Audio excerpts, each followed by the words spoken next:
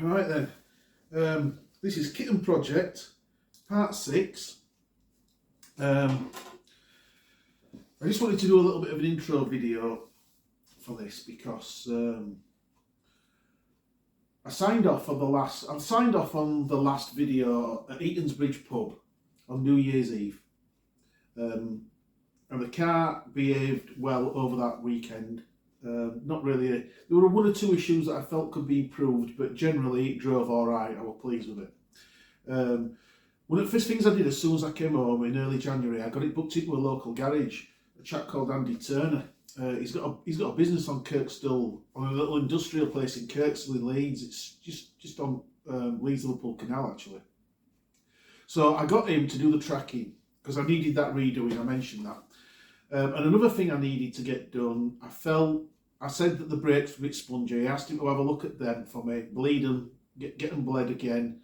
And also I wanted him to rebalance the front wheels because I just felt like I had a little bit of a shimmy in steering, and I wanted to try and get that rectified. So he did that. He did all that for me. He bled the brakes. He did all those things for me. And one of the things he noticed while they were working on it was, remember I said about the brake adjusters? The front brakes on a Kitten are basically a Mini, the same as the classic Mini. And on the shoes, you have to turn the adjusters in the direction of travel of the wheel. So on the driver's side, if you're under car and you're looking at the back plate, on the driver's side, you'll turn both adjusters anti-clockwise, and on the passenger side you'll turn both adjusters clockwise. And he said that one of them wasn't right. And the strange thing is with those brakes is you can still adjust them the wrong way and they'll feel like they're tightening up, but then as soon as you put your foot up brake, it all shifts inside and goes off.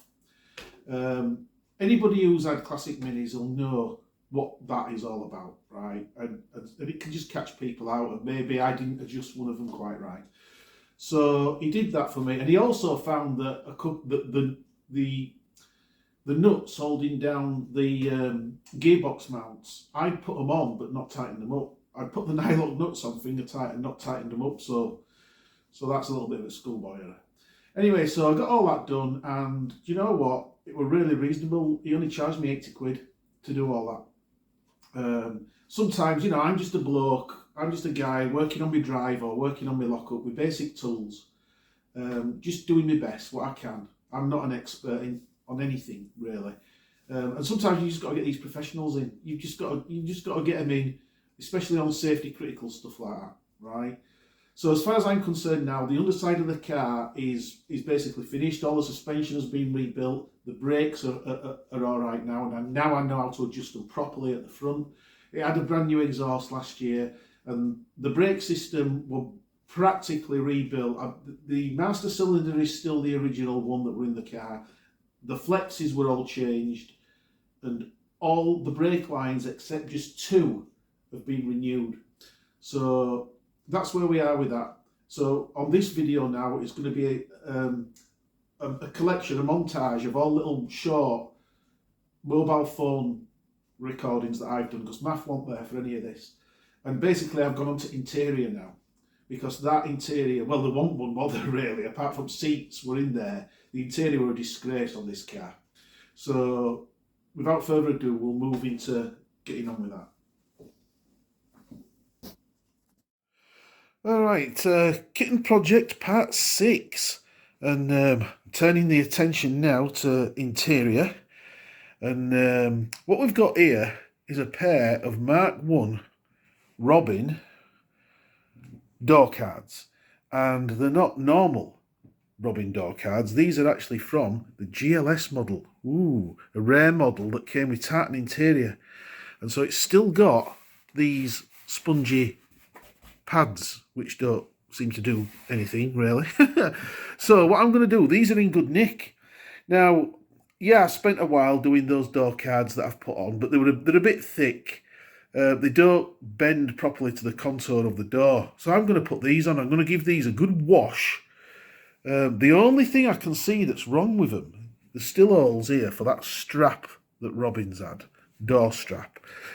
But on one of these doors, on this one here, there is a bit of a gouge mark here where window winder has caught it. That's the only thing I can see. They're not cracked or broken anywhere else. That's just the only fault. So if I flip this over, that pad comes out really easily. All you have to do is, there's 8 of these. They're like little split pin things. You just undo them, that pad will come off. And what I will do is I will totally renew this. I'll put a new card and I'll use a different material. I'm not going to use this at all. I mean, tartan. I don't want tartan in car. I'll just use a brown velour or something that goes with car. So I'll keep a pad on here, because if I didn't keep a pad on here, I'd have 8 holes in the thing and then it'd look stupid. So I'll do that.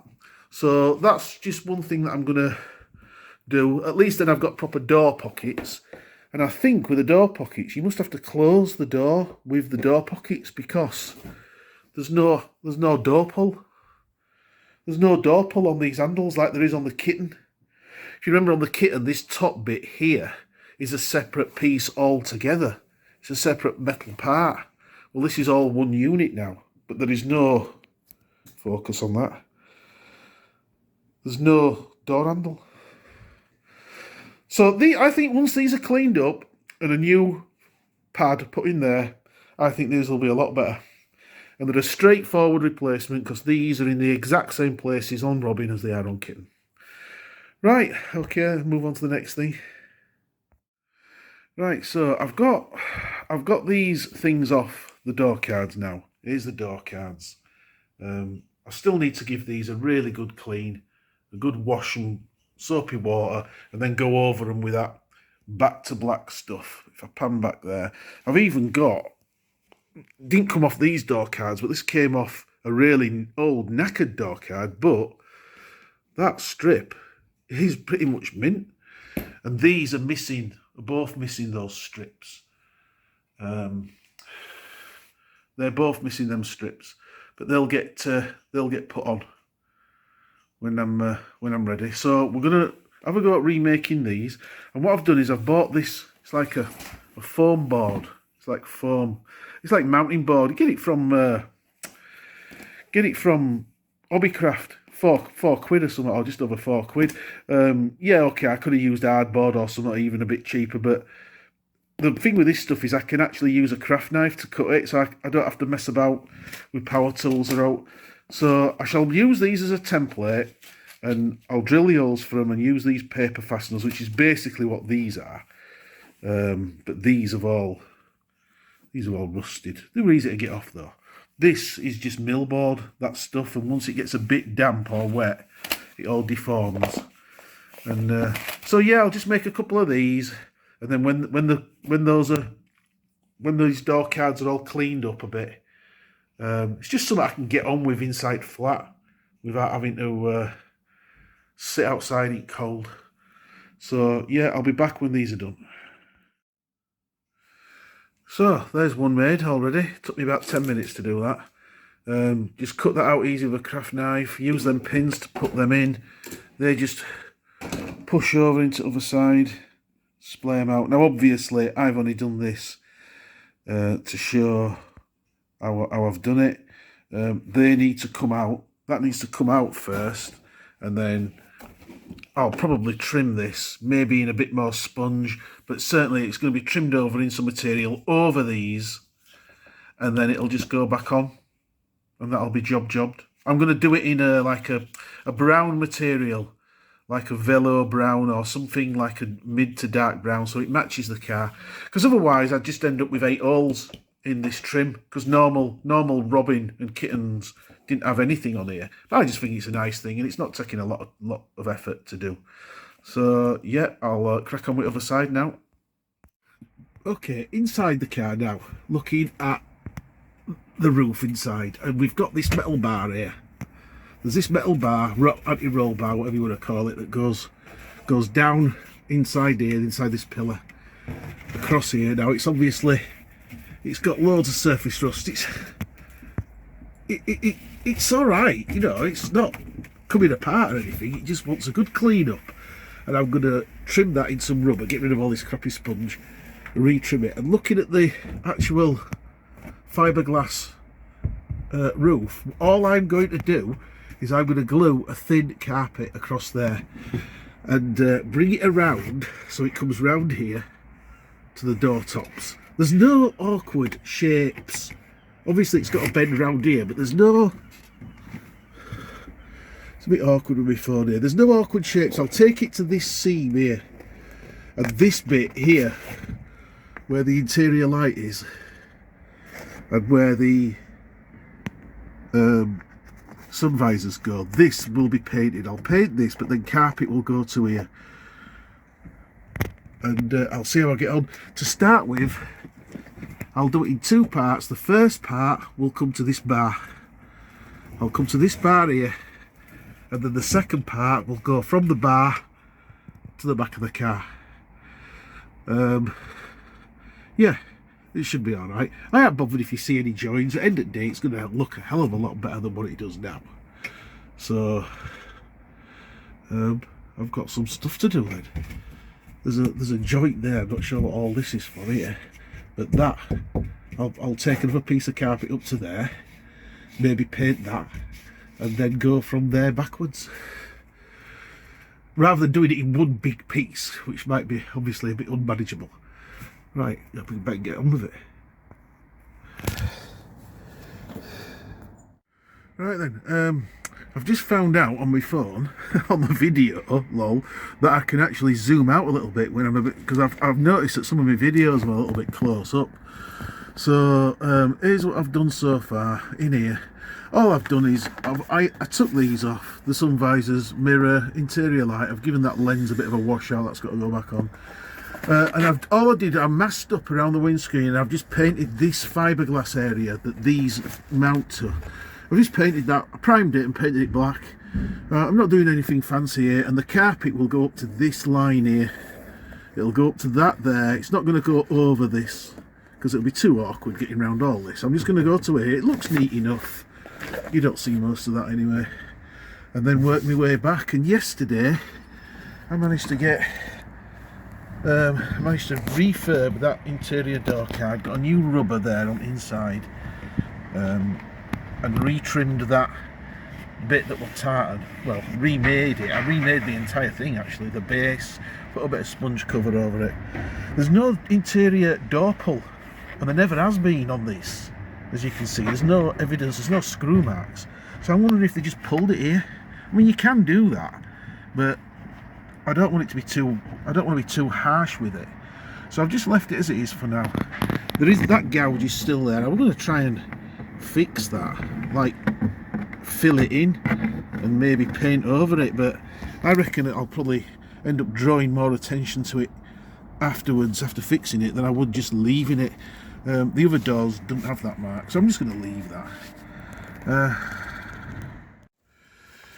Right, here we are inside the car then. I've zoomed out a little bit now. I've taken all this console out at the moment. The car's still drivable, but obviously I can't use the choke at the moment, not in here anyway. So I've cleaned the front end out, and I'm starting to put some of this sound deadening on. This stuff, this Easy Gear stuff, it's I don't know how good it's going to be, but I thought I'd give it a go. I'm only putting it on the big flat areas.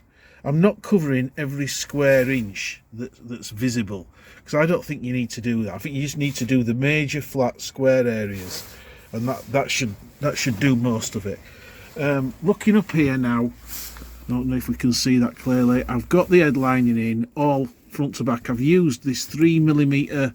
It's got a slight ridged pattern in it, and I've glued that in place using contact adhesive. This join along here, it's not brilliant, but what I'm going to do is, that's a scratchy paint there. I painted all this black and then put these things back on.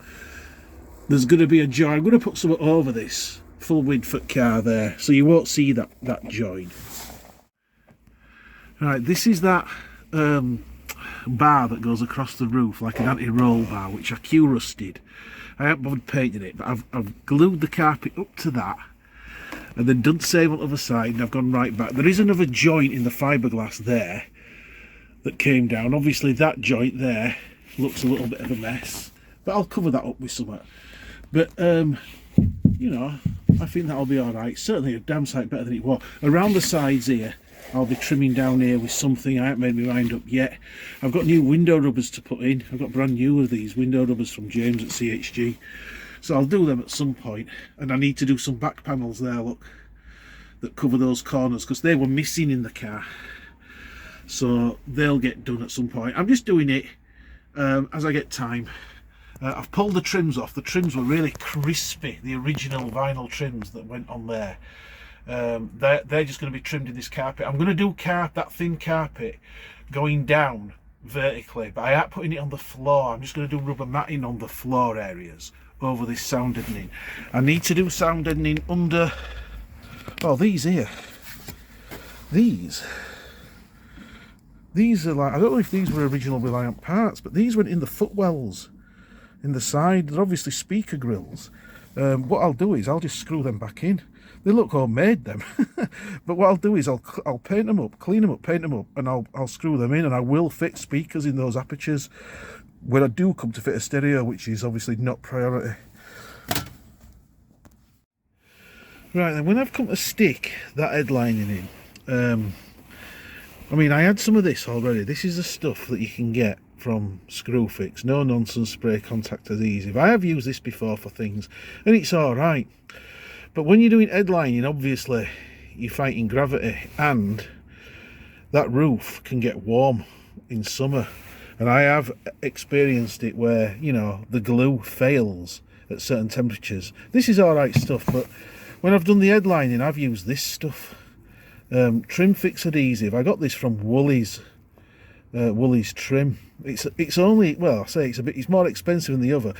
This is about a £5 from Screwfix. This were £8.50 a can from Woolies, but it says on the tin, if you can focus up to there, look, resistant up to 110 degrees. Now obviously we're not going to reach 110, and I don't know how, you know, if that is true up to 110, but so long as, you know, it's better than the other stuff, I think we'll be all right.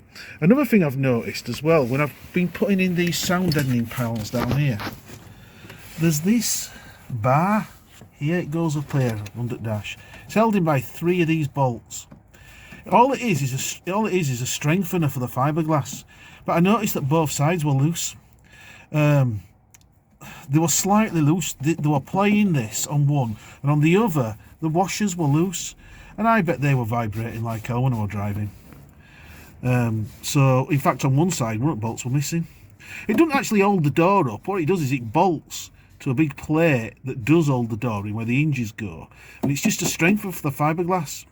So, to be honest, that, you know, that shouldn't have been loose. So, we'll see. When I've done all this, might notice a bit of a difference. Okay.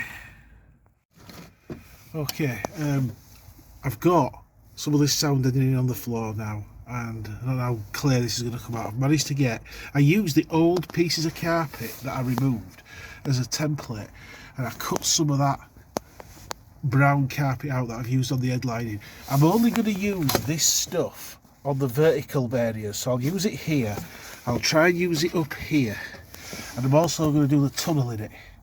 I'm just at the moment repairing some holes because I managed to get this to fit a bit tighter. This is the original heater control plate, but the thing is, when I move these levers up and down, I can't get them to click right up at the top. Oh, I'm hopeless with this phone when it's in position. So I think they are working, but I might have to move those words or something to where the lever actually is, because it doesn't point anywhere near those words apart from right at the top. So that's one of the apertures there that you can see, which is a factory aperture, but those covers that I showed earlier, I think they're homemade, or they've been remade. But that's where I will fit some speakers when I do come round to putting a stereo in. So yep, we're getting there. Okay, I'm turning my attention to fitting the stereo now, getting a radio fitted to the car.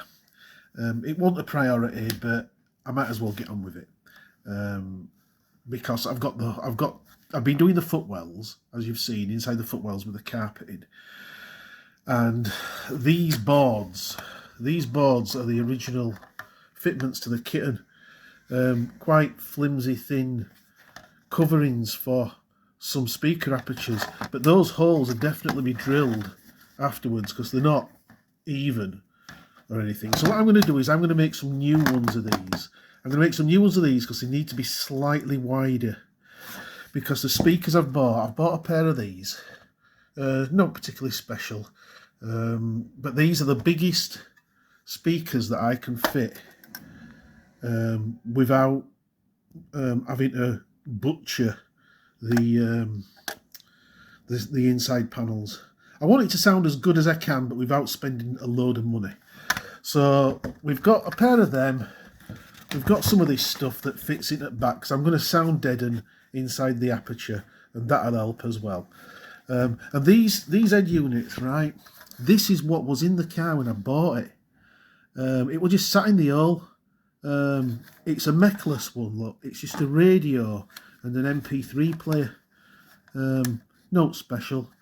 It's lost the little knob on there, but it still works. And then I've got this one, which is a slightly bigger one, because that has got a CD player in, but I don't think I'm going to use this because I don't use CDs anymore.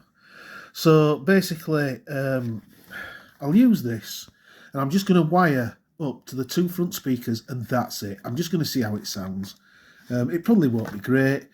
I think this is 4 channels, but I'm only using 2 of them. 50 watts max, so what's that, about 18 RMS, something like that. I know basics about fitting stereos, but I'm not an expert by any stretch of the imagination.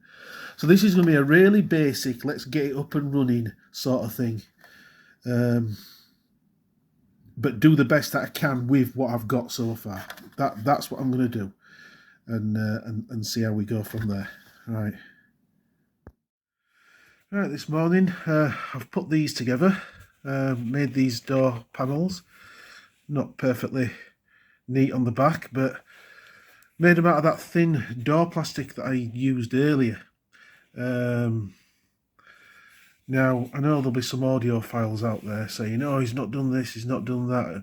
I felt like I should have mounted them on something thicker, but they're quite sturdy, these. The only concern I've got, they've got to be thin, because when that is in position on the driver's side, this grill looks like I might foul it with my foot when I'm, using the accelerator pedal. We'll see. I've checked that they do fit. They do fit in, no problem. But I can't fit them just yet. They need screwing.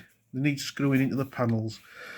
Because obviously I've got to do the wiring now. I've got to bring the wiring through. But that's where we are. Like I say, I'm not expecting window shattering bass or anything out of this. I'm not going to be listening to Snoop Cat or 50 Pence or whoever it is the kids pollute the airways with these days. So that's what's going to be going in, and we'll see how I go. Right, this is passenger side footwell now. In fact, both are done really.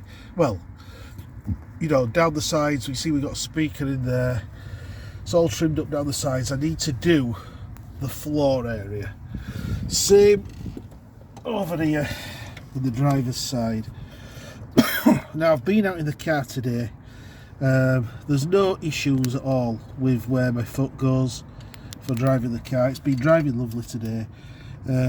So one of the next things to do is to get this floor area here covered. But I have to take the seats out for that.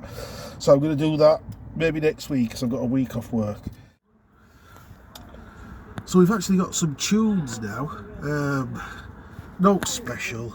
This is what we're already in the car. It was just sat in there. Try to do this while I'm filming. So it does work. Radio tour there. I got an aerial fitted yesterday. Don't know if you can see that. Runs off at 12 volt ignition.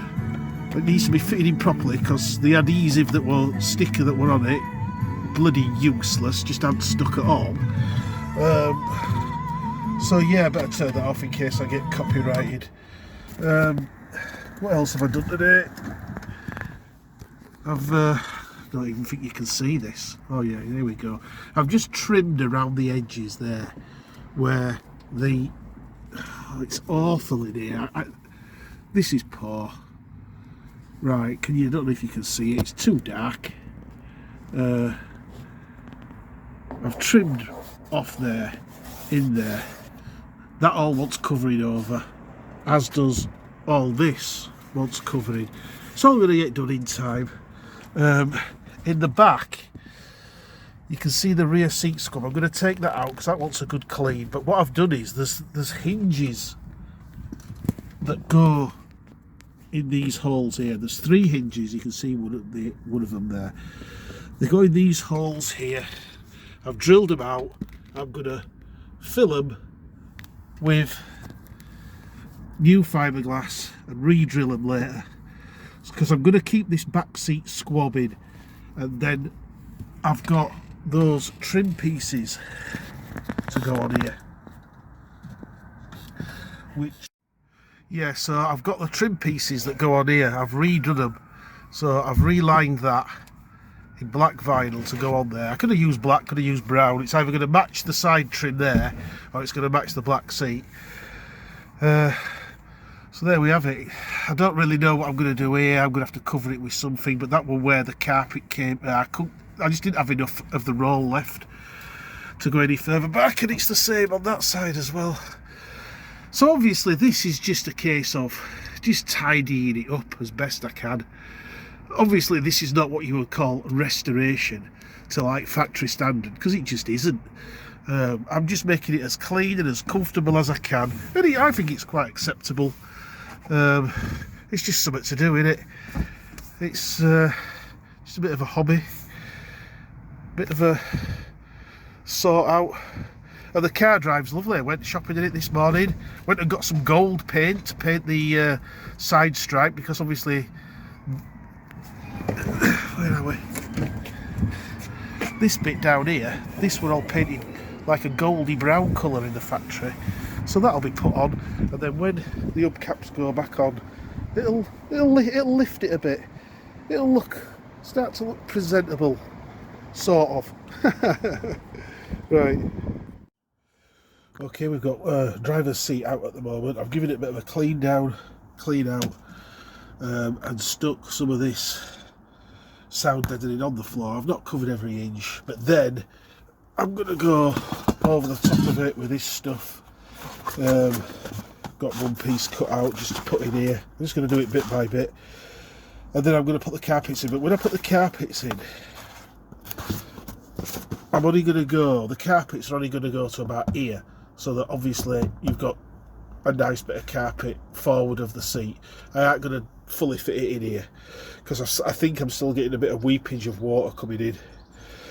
I've definitely got a leak from into the footwell from the middle, and I think it's coming in through, it's only a slight leak. We had a bit of snow recently and it was sat all on top of windscreen wiper, and I think it will finding its way through the rubber there. It's a very old rubber, probably will get changed at some point.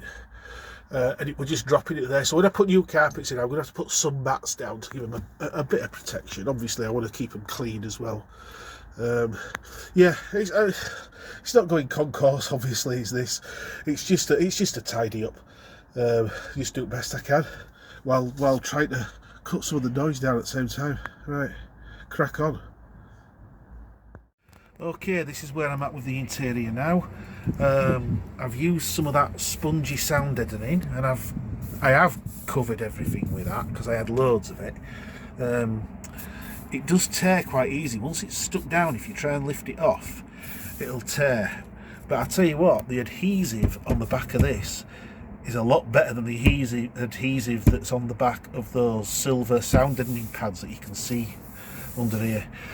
So the carpet is over the centre tunnel. That just wants velcroing down. There is under here, there's that panel there. That's not factory. I think I might have mentioned that before. You unscrew them 4 screws, that lifts off, and you've got perfect access to the prop shaft bolts underneath. You still have to get under the car to turn it, but at least you're not contorting yourself with the spanners, you can get to it from this side. So that will be velcroed on there nice and neat. I've got a load more of this carpet to put down for the floor. I wasn't going to do that because this carpet is quite thin. I got it from Woolies. It's not meant to be it's not really durable enough for where your feet go for heavy traffic, but I'm going to put mats over them, so I don't see why it's not going to be an issue. I think it'll look really neat and clean and new, and one thing I did notice, once I got this carpet over here and I've done all this dashboard area, look how scabby that gear lever looks now. I noticed it. So that wants painting. I'm not going to go to trouble of taking it all off. I'll take this carpet off, rub this down first, take that off, rub it down, and give that just give it a clean up. So it's coming on. So that's where we are at the moment. Right then. So now that all the seats have been removed for me to do the carpet bits, I've given them a good clean up as best I can. There's been no restoration work done on these. I've given the vinyl a good clean up, and this velour upholstery. Obviously these seats are like 47-year-old. There is a couple of tears. There's one here, and what I've done is I've stuck some, you could see the white sponge clear as day. There's a tear there, and I've just put some material inside. You can see it. I don't know how clear that's going to come out, but it looks better than it did. And there's a split on this seam here. There's a little split there. I might have to put something over that. But generally speaking, all I've done is I used this carpet stain remover with this brush on. I just give them a brush over with that. And for the vinyl, you can use oak, can't you? I just use this. Give it a good clean over. It certainly smells all right. So that's where we're at with seats. I need to get the carpets fitted, and then these can go back in, and it's back on the road. And then the only thing left to do is the trim around the edges of the headlining and the back of the car behind the back seat, the load area. It's coming on. Right, let's crack on. So this is the front. The squabs are in now that I trimmed up, and you can see the seat sits flush with this. I did put that little bit of extra carpet in there, and it just ends at the back of that squab. I'm not going all the way down the back of there with the carpet, because on the other side you've got the spare wheel anyway, and that's how that sits there. I'm putting this in now, and I'm going to put the bottom squab in, because I want to know, I think there's going to be a gap here between these squabs, and you'll be able to see a bit of all this at the back. So I'm going to have to put something on there to hide that. And if you see that screw, I'm going to have to get some of them little cap head things. You can't see the top one, but you might see this one. So I'll put the bottom squab in now, and I'll have a look at what you can see, what you can't see. I know you could see this down here. In fact, you can see a little gap there where I haven't quite got it, but when you sat up here, you don't see it. Because you'd definitely be able to see down here, but the squab will cover most of this. You won't see this. So I'll put the squab in, the bottom one, and let's see how it looks. Okay, the rear squab is sat in position. To fit this rear squab in, basically there's a couple of straps. You can see one there, there's one there. These straps have got little press studs in, and they just clip it to press studs in here. And they're both missing. They've both been pulled out. But because of the nature of the strap, even when it's clipped in, this would still have a little bit of movement. Now I can push this seat. It's hard to do this with phone. I can push this seat as far back as I can, and you're still going to have a gap here. It won't be as big as that, but there will be a gap. You'll see it. So I'm going to have to run some of that black sound deadening across there, because obviously that looks crap. And there is going to be, you're going to see this at the front, so I'm going to have to trim this up with some carpet and trim down here as well. But it's in. I've looked online at other Reliant kittens, the pictures I can find, and there is a gap there. I mean, I could pull this seat forward so that you don't see this overhang, but then look at the state of the gap now. That's not right. I'm just going to put this as far back as I can so the gap is as small as possible. It even covers the screws actually when I do that. and I'll just run some sound deadening along there, so you won't see any of that pink or any of that. You won't see any of this, but there will be a gap. There's nothing I can do about that. Right, I've got a bit of a problem here with this back seat.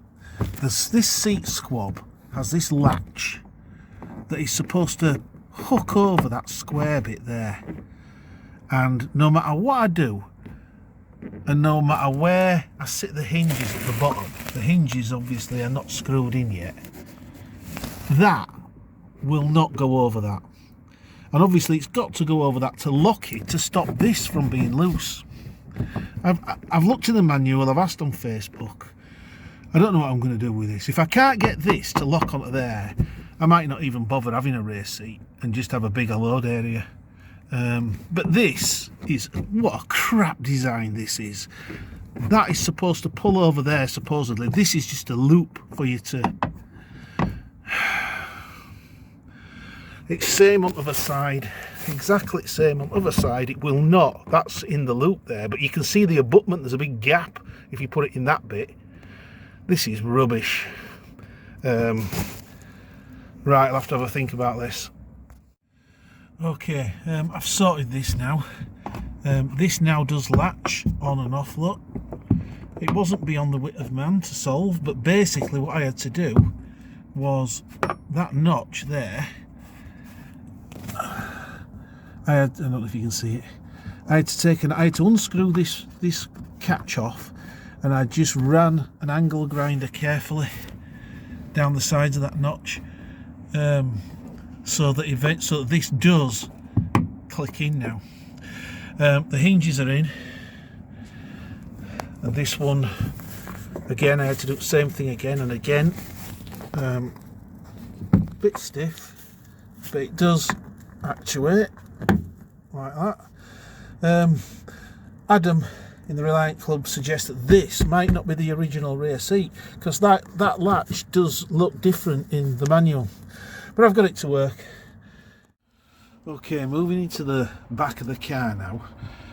I had enough, just enough of this sound deadening to do this rear load space.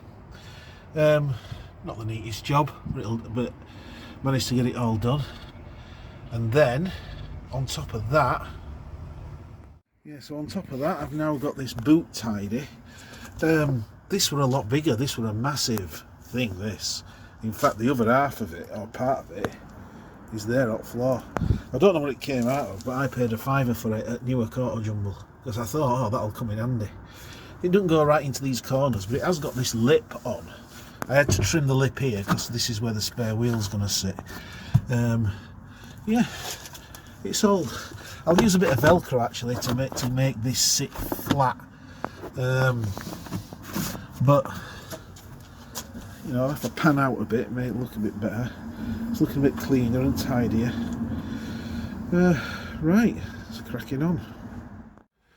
Right, that is the interior finished. It's not glued in, is the carpet. It's tucked under this as best I can, and it's velcroed in certain places. That's velcroed at the top.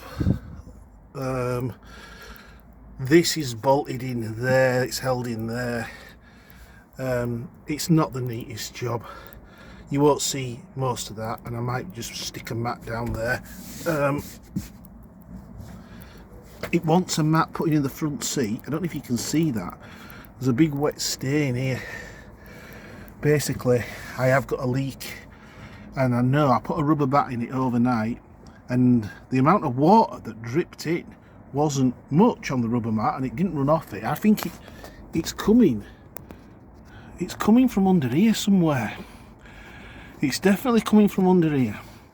So I'm going to have to keep, and I have got a leak on that side as well that drips down from a similar position underneath the glove box. So there's my back seat. Let's try and pan out a bit. It's all been vacuumed out, all ready to put in the seats. And I've got to get the seats in today because I'm taking delivery of a new project. So I have to get up there to take delivery of it. Right, there we go. let's get the seats in and get back on the road. Right, that's the interior done. There's the odd little repair the front of the interior. I still need to do up round there, look, where you can see that yellow bit, and trim off those bits that go across the roof. Just need to do those bits, but generally speaking it's as neat and tidy. I have to put bats in. That's where I'm going to go with that. Right.